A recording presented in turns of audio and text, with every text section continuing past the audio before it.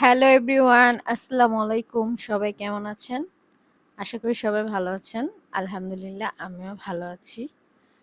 এই তো আ আজকে একটা গুড়া মাছ রান্না করলাম। আমি সবসময় গুড়া মাছ মাখিয়ে রান্না করি। এটা আমার ভালো লাগে। আমি সব উপকরণ একসাথে দিয়ে হাতে মাখিয়ে তারপর পানি এড করে বসিয়ে দেই। তো যেমন কথা তেমন কাজ। মাছ, আলু কুচি, হলুদ, মরিচ, ধনিয়ার গুঁড়ো, জিরা বাটা, আদা বাটা, রসুন বাটা, লবণ, তেল সবকিছু একসাথে দিয়ে ভালো করে মাখিয়ে নিব। মাখিয়ে গুঁড়ো মাছ রান্না করলে কিন্তু অনেক মজা হয়।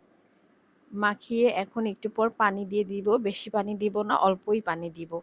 এরপর হচ্ছে চুলায় বসিয়ে দিব। কয়েকটা কাঁচামরিচ দিয়ে দিলাম, খেতে ভালো লাগবে। চুলায় বসিয়ে দিব। কিছুক্ষণের মধ্যেই হয়ে যাবে গুঁড়া মাছ। এভাবে রান্না করে খেয়ে দেখবেন, খেতে কিন্তু অনেক মজা হয়। কেমন হয়েছে কমেন্টে অবশ্যই জানাবেন। আল্লাহ হাফেজ।